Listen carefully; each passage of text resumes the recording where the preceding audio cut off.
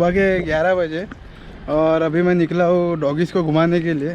तो बस इनको अभी घुमाने भी जा रहा हूँ और साथ ही साथ यहाँ पे कोई एक एरिया है वो भी एक्सप्लोर करूँगा और वो भी देख लूँगा कैसा है जगह, और आपको भी दिखा देता हूँ। हालांकि सिंगापुर अगर आपको घूमना है, जैसे मैंने पहले भी कहा है, सिंगापुर अगर आपको घूमना है तो सुबह 6:30-7 बजे अगर आप उठ जाते हो तो अच्छा है, क्योंकि सिंगापुर घूमने का एक्चुअल टाइम है वो सुबह, एकदम सुबह, यानी 7 बजे से लेकर 11 बजे तक आप अच्छे से घूम सकते हो और फिर सीधा शाम को आप घूम सकते हो 4 बजे के बाद, क्योंकि सिंगापुर में इतनी गर्मी होती है कि आप बर्दाश्त शायद कर पाओ, क्योंकि गर्मी तो रहती है, साथ में ह्यूमिडिटी लेवल भी बहुत ज़्यादा रहता है। खैर अभी मैं निकला हूँ घुमाने के लिए डॉगीज़ को, तो बस उनके साथ अभी जा रहा हूँ मैं। जीन जी जो है वो डॉगीज़ को लेके जा रही है, तो मैं भी उन्हीं के साथ चल रहा हूँ और उन्होंने कहा है कि एक जगह है अच्छी जो वो मुझे दिखाना चाहती है, जो अच्छा है यहाँ पर घूमने के लिए। तो चलिए, फ़िलहाल तो ये नज़ारे देखिए।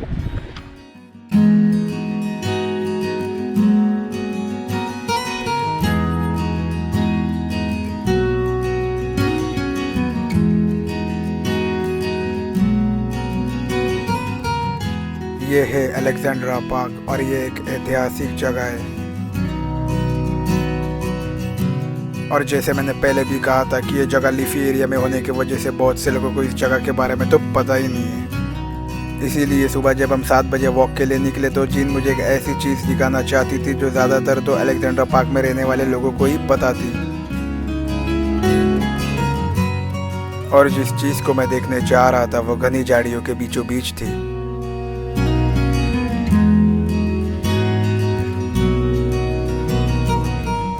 इन घनी झाड़ियों के बीच में चलते हुए मैं आखिरकार अपने डेस्टिनेशन पर पहुंच ही गया, और जिस चीज़ को मैं देखने आया था वो है ये हेरिटेज ट्री। इस हेरिटेज ट्री की सारी इन्फॉर्मेशन यहाँ पर लिखी हुई थी। ये हेरिटेज ट्री बेसिकली एक कॉमन पुलाई, जो कि एक नेटिव फॉरेस्ट ट्री है, जो ऊंचाई में लगभग 45 मीटर और गद यानी कि चौड़ाई में लगभग 3 मीटर से अधिक तक पहुंच जाता है। The crown of a young पुलाई यानी कि युवा पुलाई का जो मुकुट है वह पगोड़े के आकार का होता है और बहुत ही मेच्योर यानी कि परिपक्व होने पर यह अपना विशिष्ट आकार भी खो देता है, जैसे कि ये हेरिटेज ट्री। ये पेड़ 50 साल से भी ज़्यादा पुराना है। ये पेड़ 1930 के वर्ल्ड वॉर 2 से पहले और अलेक्जेंड्रा बैरक्स के विकास के बाद से वहाँ मौजूद है। ये पेड़ आपको हाउस नंबर 7 के पीछे ही दिख जाएगा।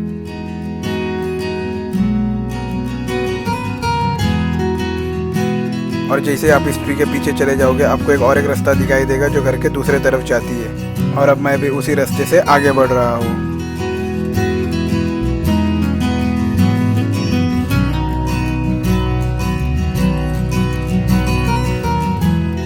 यह वो कॉमन पुलाई ट्री जिसे देखकर मैं इसी रास्ते से बाहर आया हूँ, और अब मैं इसी रास्ते से चलकर और आगे जा रहा हूँ।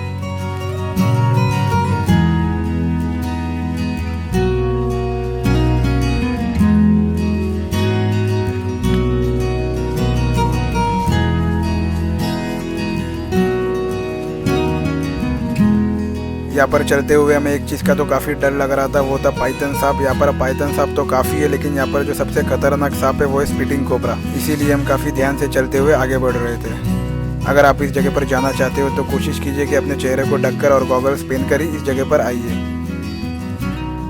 हम इसी जंगलों के बीच में से बाहर आ चुके हैं और बाहर निकलते ही मुझे एक और हेरिटेज ट्री दिखाई दिया जिसे मैं जाते वक्त ध्यान से नहीं देख पाया था।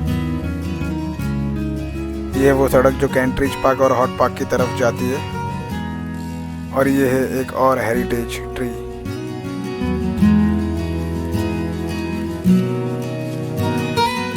ये हेरिटेज ट्री बेसिकली एक बोधी ट्री है जो कि एक फास्ट ग्रोइंग डेसिडियस ट्री है जो ऊंचाई में 25 मीटर तक पहुंच सकता है। बोधी ट्री धर्म से जुड़ा हुआ है और इसीलिए हिंदुओं और बुद्धिस्ट के लिए ये ट्री पवित्र माना जाता है। इसे अक्सर मंदिरों और अन्य स्थानों पर पूजा के लिए लगाया जाता है।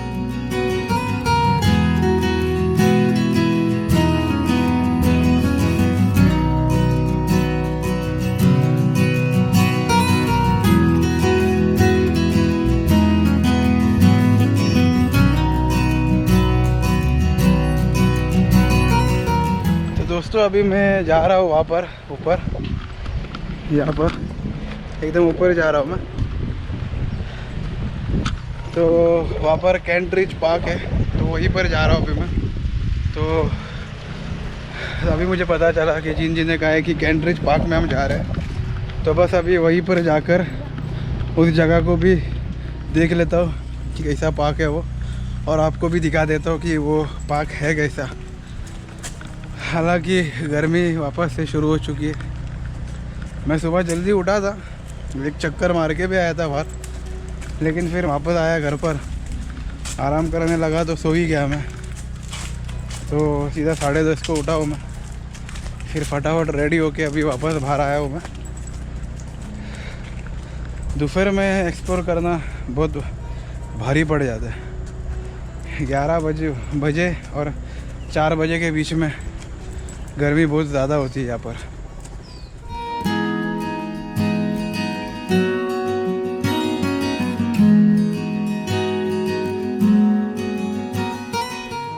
ये एक शांत जगह तो है ही, लेकिन अगर आप एक नेचर लवर हो तो यहाँ पर तो आपको ज़रूर आना चाहिए। वहाँ पर बहुत सारे रैम्बोटन है, यानी जो खाने की चीज़ें होती है, तो वो ऊपर देख सकते हो हर लाल कलर में, शायद अगर आपको दिखे तो। लेकिन और भूख तो लगी है मुझे, लेकिन खा नहीं सकता हूँ क्योंकि बहुत ऊपर है वो। लेकिन अच्छा है बहुत, यहाँ पर बहुत महंगे में मिलता है वो, कुछ 50-60 हाँ $1.5-2 का कुछ मिलता है वो। $3.50 में मैंने लिया था वो, और यहाँ पे सब फ्री में ऊपर। इसकी बात कर रहा था मैं, इसकी। हालांकि ये तो कच्चा है, लेकिन ऐसा इसकी बात कर रहा था मैं। अच्छा है, लेकिन ये फ़िलहाल पका नहीं है, पका हुआ ऊपर है पिंक कलर में। तो चलिए इसे फेंकता हूँ मैं यहीं पर, आगे बढ़ते हैं। नेचर लवर्स के लिए जगह किसी जन्नत से कम नहीं है। जब मैं इस बैकग्राउंड म्यूज़िक को ऑफ करूँगा तब आपको पता चलेगा कि मैं ऐसा क्यों कह रहा हूँ।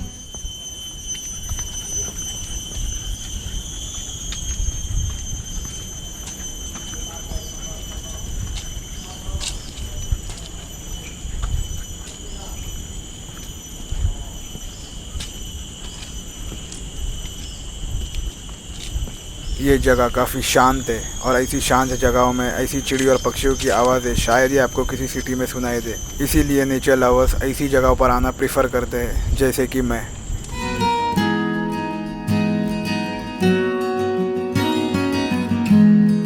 यहाँ पर देखने लायक और भी चीज़ें हैं, जैसे कि हॉट पार्क जो कि यहाँ से 1-1.5 किलोमीटर की दूरी पर ही है, और रिफ्लेक्शंस एट बुकित चंदू जो कि एक black and white colonial building है। बेसिकली ये एक वॉर म्यूजियम भी है जिसकी एंट्री टिकट्स टोटली फ्री है। और अगर आपको सिंगापुर के इतिहास के बारे में, खास करके मलाय रेजिमेंट के बारे में जानना है, तो यहाँ पर आपको ज़रूर जाना चाहिए।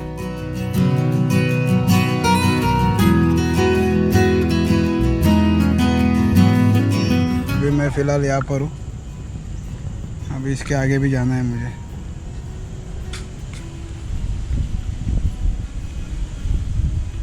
और ये जीन, ये लोला, और ये चार्ली। कुछ तस्वीरें खींचने के बाद हम यहाँ से आगे निकल गए।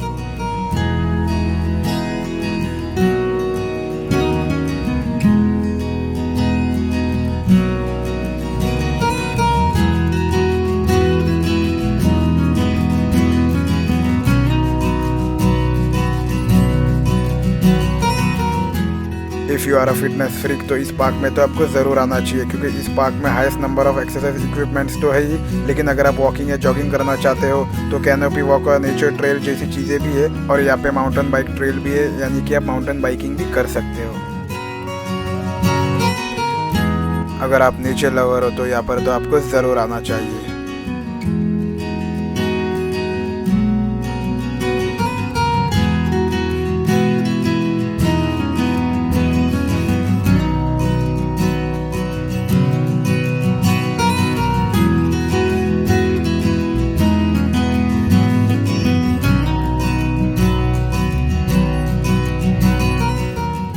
ये पार्क इन घनी जंगलों के बीच में भी होने के बावजूद ये एक खूबसूरत पार्क है। क्योंकि कैंट्रिज पार्क सदर्न रीजस का ही पार्ट है, इसलिए बहुत से लोग माउंट फेबर पार्क से अपनी जर्नी को शुरुआत करते हैं और कैंट्रिज पार्क पर अपनी जर्नी को एंड करते हैं, जो कि लगभग 5 से 6 घंटे की वॉकिंग टूर है। और इसी वजह से शाम को आप कैंट्रिज पार्क इतना क्लियरली नहीं देख पाते हो। तो एज ए ट्रैवलर मैं तो आपको यही सजेस्ट करूँगा कि आप अपनी जर्नी को हॉट पार्क से शुरुआत करें और फिर कैंट्रिज पार्क से होते हुए सीधा माउंट फेबर पार्क में अपनी जर्नी को एंड करें, जिससे कि आप मैक्सिमम जगहों को विजिट भी कर पाओगे और क्लियरली देख भी पाओगे। ऐसे साइन बोर्ड्स आपको हर जगह दिखाई देंगे, जिससे कि आपको घूमने में कोई परेशानी नहीं होगी।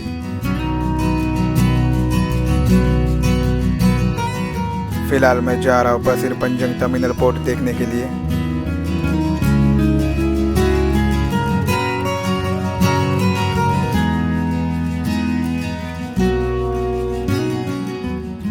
और ये है पासिर पंजंग टर्मिनल कंटेनर पोर्ट। तो दोस्तों ये कार्गो शिप्स सारे जो भी इंपोर्ट एक्सपोर्ट करना है, तो बस यही से सब सामान निकलता है अलग अलग देशों में। तो यही से सारे सामान जाते हैं, जो कार्गो शिप्स है वही यही से सब सामान लोड होते हैं और फिर यही से सब सारे के सारे विदेशी जगहों पर जाते हैं और सारे सामान इंपोर्ट होते हैं और एक्सपोर्ट होते हैं, यही से सब होते हैं। तो बस अभी मैं आगे निकलता हूँ, अभी आगे और अभी जाना है।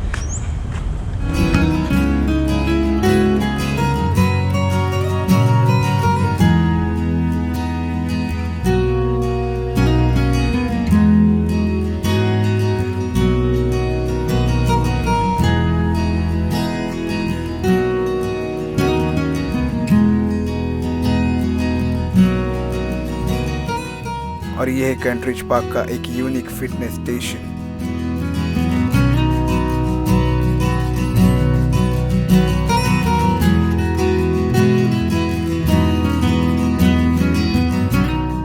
इस तरह के फिटनेस स्टेशन आपको सिंगापुर के हर पार्क या बीचेस पर दिख जाएंगे, क्योंकि सिंगापुर के गवर्नमेंट हमेशा यही चाहती है कि सिंगापुर के लोग हमेशा फिट रहें।